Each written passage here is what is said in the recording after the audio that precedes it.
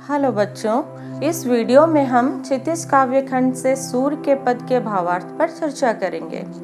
वात्सल और श्रृंगार रस के महाकवि सूरदास जी का जन्म सन 1478 में मथुरा के पास रुनकता में हुआ था, परंतु कुछ विद्वान इनका जन्म स्थान दिल्ली के निकट सिही गांव मानते हैं। इनके गुरु महाप्रभु वल्लभाचार्य थे।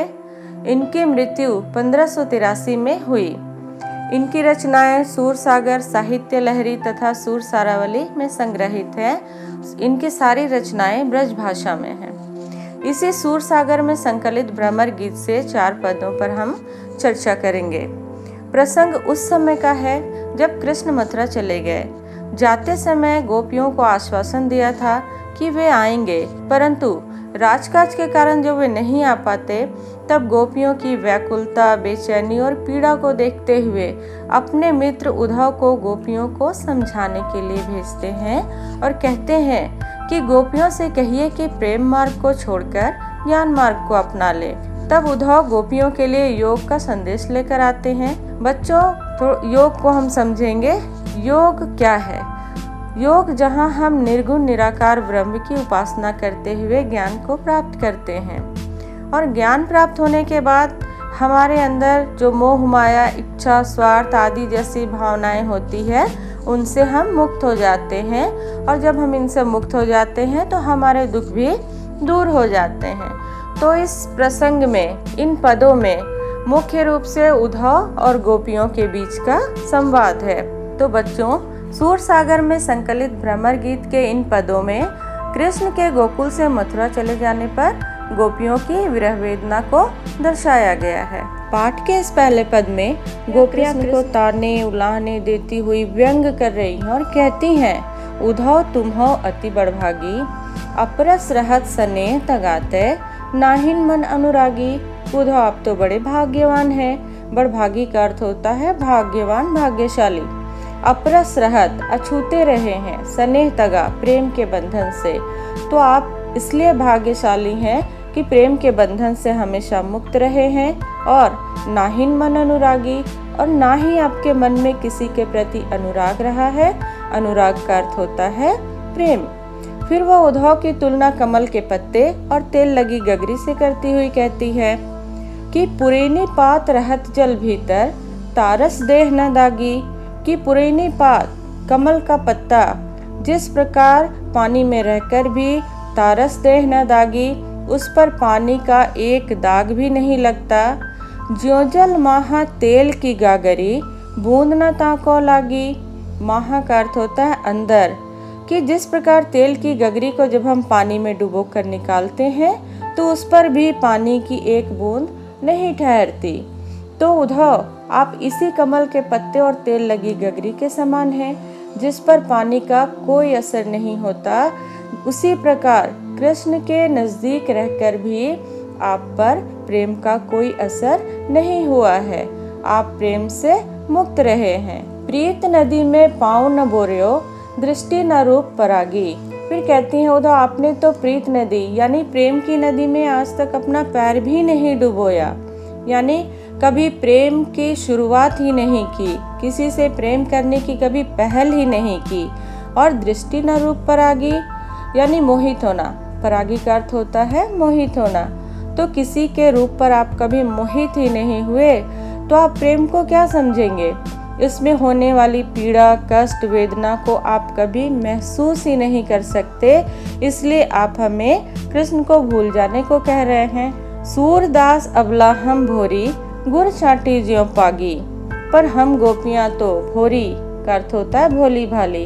अबला यहाँ वे खुद को इसलिए कह रही हैं कि वो प्रेम में पीड़ित हैं। तो सूरदास अबला हम भोरी, कि हम गोपियां भोली भाली अबला हैं। गुड़ चाटी ज्यों पागी, उस चींटी की तरह हैं जो गुड़ से खुद को दूर नहीं रह सकती और गुड़ को देखते ही उसमें ऐसे चिपट जाती हैं कि फिर कभी अलग ही नहीं होना चाहती, और कई चींटियां तो उसमें चिपक कर मर भी जाती हैं। तो हम गोपियां उसी चींटी की तरह हैं जो कृष्ण से कभी अलग नहीं होना चाहती।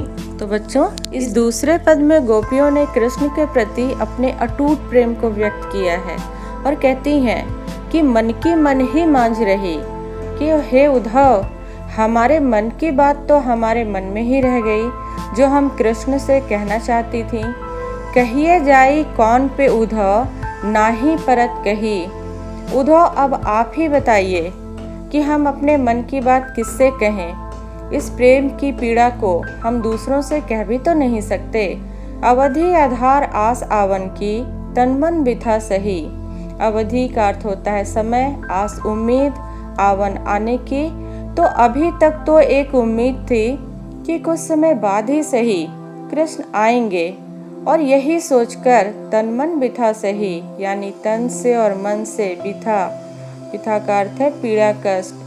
तो ये सोचकर कि कृष्ण आएंगे और इसी उम्मीद में हम तन से मन से अपने मन का जो तकलीफ था, जो दुख था, पीड़ा थी, उसको हम गोपियाँ सहे जा रही थीं। पर बिन योग संदेश सुनी सुनी विरहिनी विरह दही। पर जब ये स्पष्ट हो गया है कि कृष्ण नहीं आएंगे, तो इस योग संदेश को सुन कर विरहिनी विरह दही, विरहिनी गोपियां हैं जो विरह वेदना में कष्ट को झेल रही हैं। विरह वियोग, दही मतलब जलना। तो जब उन्हें पता चल गया है कि अब कृष्ण नहीं आएंगे, उन्होंने स्पष्ट तौर पर योग संदेश भिजवा दिया है, तो उनकी अंदर की जो ज्वाला थी, जो विरह की जो वेदना थी, वह और भड़क उठी है। उनका दुख और भी बढ़ गया है। चाहती होती गुहार जीतहि तय, उतते धार बही। वे बड़े मायूस होकर, बड़े दुखी होकर कहती हैं कि चाहती थी गुहार न्याय। तो जिनसे हम न्याय की अपेक्षा कर रही थी, न्याय चाहती थी, उतही धार बही, उधर से ही धार बह गई। बच्चों, यहाँ पर धार जो है योग संदेश को कहा गया है कि जिस कृष्ण से अपने मन की पीड़ा को, अपनी तकलीफ को बांटना चाहती थी, बताना चाहती थी कि आपके जाने के बाद क्या क्या हुआ, और इस उम्मीद में जी रही थी कि कृष्ण आएंगे। लेकिन जब कृष्ण ने योग का संदेश भिजवा दिया, तो इनके मन का जो दुख था वो और भी बढ़ गया है। और ये मन ही मन कह रहे हैं कि हम जिससे न्याय चाहते थे कि वो आकर हमारी बात को सुनेंगे, उन्होंने ही धार बही, उन्होंने ही योग संदेश भिजवा दिया। सूरदास अब धीर धरहि क्यों, मर्यादा न लही। अब वे कहती हैं कि अब हम गोपियाँ धैर्य क्यों रखें। जिस कृष्ण के प्रेम को पाने के लिए हम गोपियों ने अपनी सारी मर्यादाओं को छोड़ दिया, परंतु कृष्ण ने अपनी मर्यादाओं का पालन नहीं किया और योग संदेश भिजवा दिया। तब आप ही बताएं, अब हम गोपियाँ कैसे धैर्य रखें। अब इस तीसरे पद में गोपियों ने योग संदेश को कड़वी ककड़ी बताकर कृष्ण के प्रति अपने प्रेम और समर्पण को व्यक्त किया है। वे कहती हैं, हमारे हरि हारिल की लकड़ी, कि हारिल एक प्रकार का पक्षी है जो हमेशा अपने पंजों में एक लकड़ी को पकड़े रहता है, किसी भी स्थिति में नहीं छोड़ता। उसी हारिल की लकड़ी से कृष्ण की तुलना करते हुए वे कहती हैं कि हमारे हरि अर्थात कृष्ण भी हारिल की लकड़ी की तरह हैं, जिसे हम किसी भी हाल में नहीं छोड़ सकते।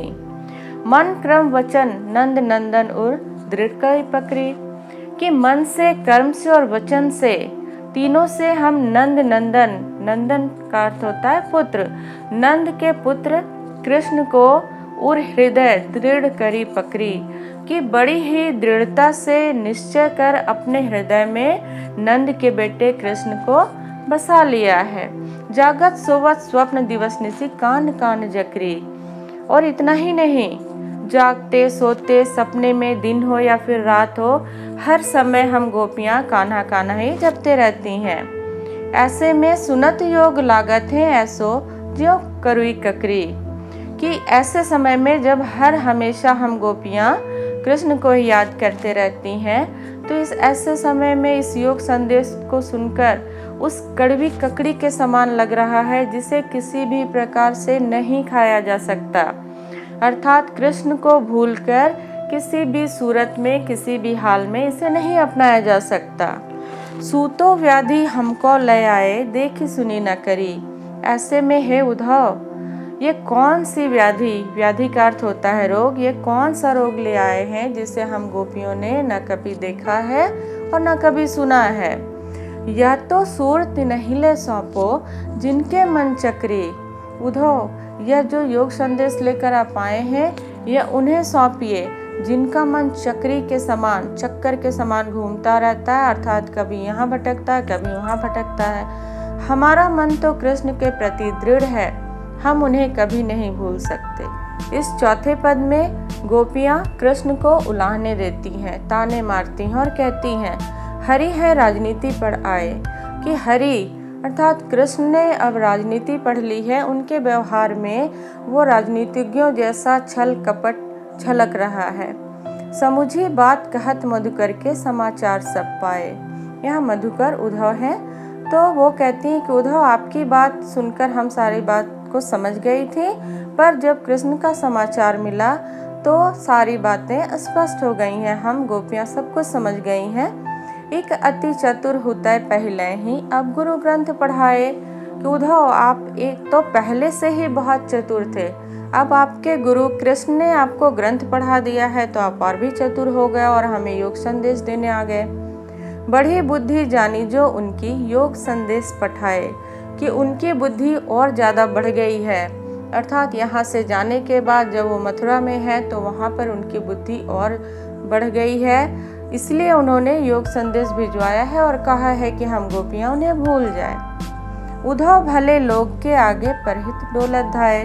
उद्धव, पहले के जो लोग होते थे दूसरों की भलाई के लिए, परहित दूसरों की भलाई के लिए दौड़े चले आते थे। अब अपने मन फेर पाई हैं, चलत जो होता है चुराए, फेर पाई हैं का अर्थ होता है वापस करना। फिर वो कहती हैं कि उद्धव, क्या कृष्ण हमारा वह मन वापस कर पाएंगे जो जाते समय उन्होंने चुरा लिया था? ते क्यों अनीति करे आपुन। अब वह कृष्ण के राजधर्म को याद कराते हुए कहती हैं कि ते क्यों अनीति करे आपुन, जे और अनीति छुड़ाए।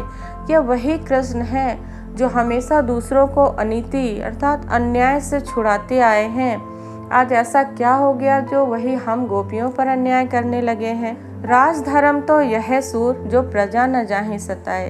तो राजा का धर्म तो यही होना चाहिए उद्धव, जो अपनी प्रजा को नहीं सताए।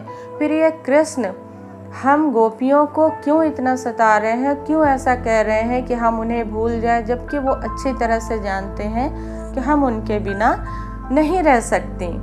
तो बच्चों, इस तरह से आपने सुना कि गोपियाँ योग को अपनाने के लिए बिल्कुल भी तैयार नहीं होती हैं। उद्धव जो गोपियों के लिए योग का संदेश लेकर आए थे, गोपियों का कृष्ण के प्रति अटूट प्रेम को देखकर गोपियों का ही प्रेम संदेश लेकर कृष्ण के पास वापस चले जाते हैं।